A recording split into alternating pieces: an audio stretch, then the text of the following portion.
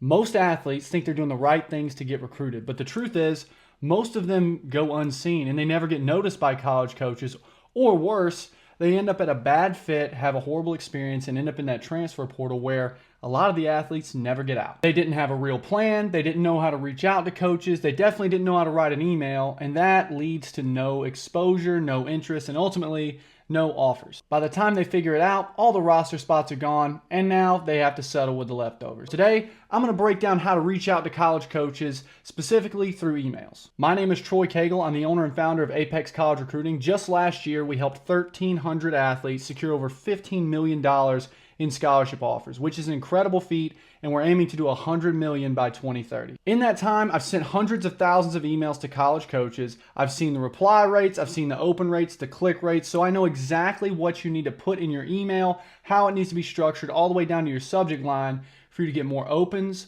more views on your video, and ultimately more responses. If you want to stop hoping and start getting real interest in offers, stick around, because this is the playbook that separates athletes who get recruited from athletes who get overlooked. Let's get to it. The first thing I want to talk about is the stigma around emailing college coaches. 30% of people say it works, 30% of people say it doesn't, and 40% of people don't even know what to do. I want to tell you right now that emails are still very, very effective in college recruiting in 2025, and in the future it'll still be effective because every single coach has an email address, and it's the number one way to stand out professionally if you write it the right way and you're sending the right stuff in your email. DMs are good, but all college coaches don't have a social media account, and if they do, it's a lot harder to find it. And even worse, most of them have their DMs where it's on private and you can't send them a message. So you're not going to get as many hits, you're not going to have as many coaches to contact, which is going to limit your visibility. One thing I can give you to tell you that emails still work is our results.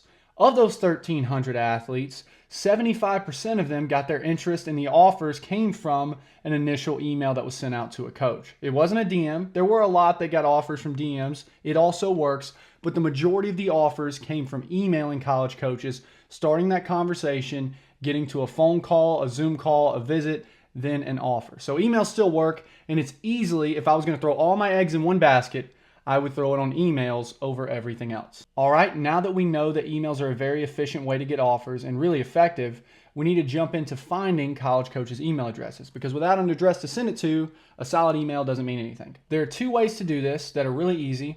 One's going to be a little bit quicker, the other is going to be more effective, and you're going to get more accurate information. For the first method, which is going to be a little bit easier and faster, we're going to go over to Google and we're going to type in the school's name first, Auburn University, Jacksonville State University, whatever school you want to look at. And then you're just going to type in the sport, football, baseball, whatever sport you play, and then you're just going to type in coaching staff. What that's going to do is bring up a link to their coaching staff. When you click on that, it's going to have all the coaches listed, and most of the time it'll have their email addresses, sometimes even their social media accounts on there. So that's an easy way to find their emails and sometimes those social medias. The problem with this method is it's not always going to list them, and you might have to do a little bit of digging to find their actual email address, which can get annoying and time consuming. Now we move on to the second method, which we also start on Google, and we're going to type in the school name again, so Auburn University, and then we're going to type in athletic staff directory. What that's going to do is pull up a link to the entire athletic staff, everyone employed at that university in athletics, recruiting coordinators, coaching staffs for all the programs, athletic directors. There's a lot of information on there. All you have to do is, if they have a filter, you can filter it for your sport, or you can scroll down until you see your sport, and it's going to show you every single person that's on that staff, including emails, phone numbers, sometimes again, Twitter accounts. It really depends on the school you go to if you find that, but this is going to be in a listed format. It's going to be easier to read and easier to manage than going to the coaching staff in most cases. Before we move on, I need to make sure you're not making this one horrible mistake that hurts so many athletes who make this mistake when they're reaching out to coaches. That mistake is reaching out to just the head coach at a program. Here's a good rule of thumb. The head coach is usually not involved in the initial stages of the recruiting process. Unless it's a small staff with 3 or less coaches on the staff, you're usually going to want to reach out to an assistant coach or a recruiting coordinator. I recommend this right here. Hey, what's going on? It's Troy. Let me take your attention really quick for something very, very important. We have something called the Scholarship Generator Program. No, it is not like NCSA or Field Level. We're not just another profile site that's going to throw your kid's name into a huge database. If you're the parent of an athlete and you don't have the time, the energy, or the know-how to get your kid recruited, what we do is we take control of the process, sending messages, growing their following on social media, and handling all the communication. All you have to do is worry about replying and turning that interest into an offer with us holding your hand every step of the way. The best part is everything looks like it's coming from your athlete, but behind the scenes, we're the ones doing the hard work, hands-on, the way it should be. If you want to apply and see if you qualify for our program, we're very selective because we go all in with the athletes and families that we work with.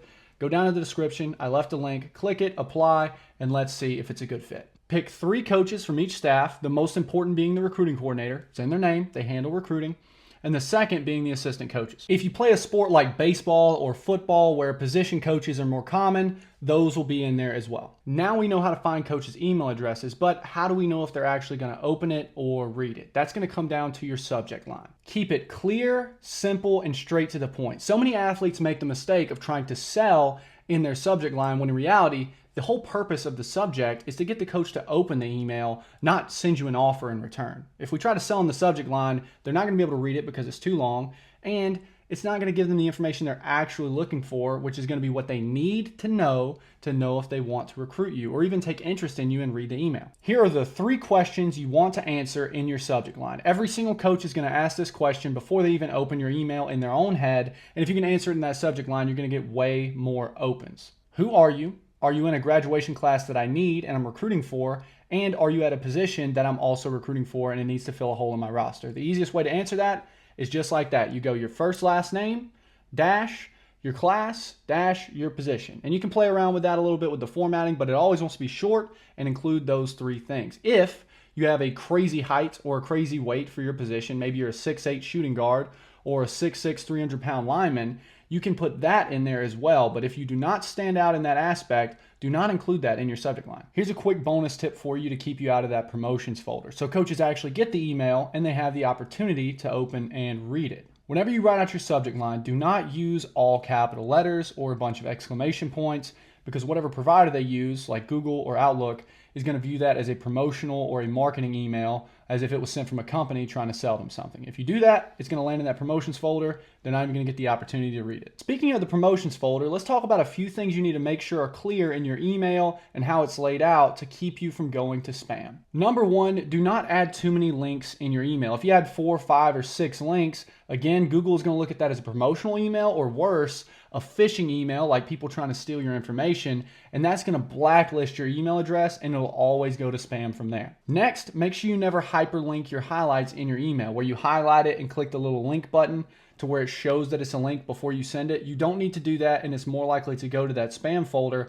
Whatever provider they use will automatically notice that's a link and put it as a link for them. If you do that on your end, it's way more likely to go to spam. Never BCC coaches in an email where you send it kind of like a group chat on iMessage. They can all see that they're in the email and it's not personalized.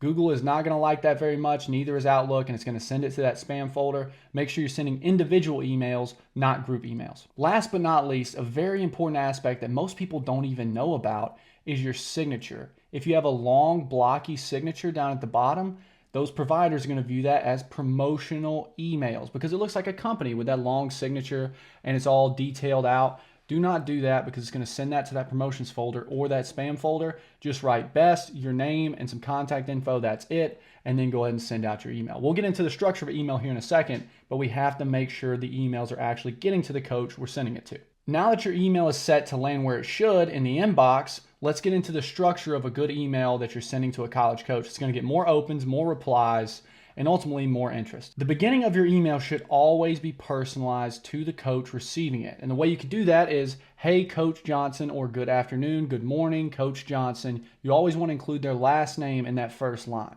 I promise if you're not personalizing each email with at least the coach's last name in it, they're not going to be responding the way you think. The second thing we want to go into is your intro paragraph. I say paragraph, but really it should only be like 2 sentences. The way we start this is, good afternoon, good morning, Coach Johnson. Then we put the line breaks in there. My name is your name, and I'm reaching out because I'm interested in ABC University. The next sentence or 2 can talk about where you're from, your class, your position, and if you have a strong GPA, you can include that too. But do not overload that first paragraph of 2 to 3 sentences with too much information. I promise coaches will not read it, and if it gets too long, they're not going to get to the next part we're going to talk about, which is your highlights. You always want to include your highlights, especially in that initial email. If coaches don't have anything to evaluate, they're not going to respond, and they're probably not even going to read the email because they don't see any video in there at all. After you put in your highlights, we're going to add one of the most important parts of this email. It's a CTA, a call to action, or a reason for the coach to respond. It's going to incite a response from that coach.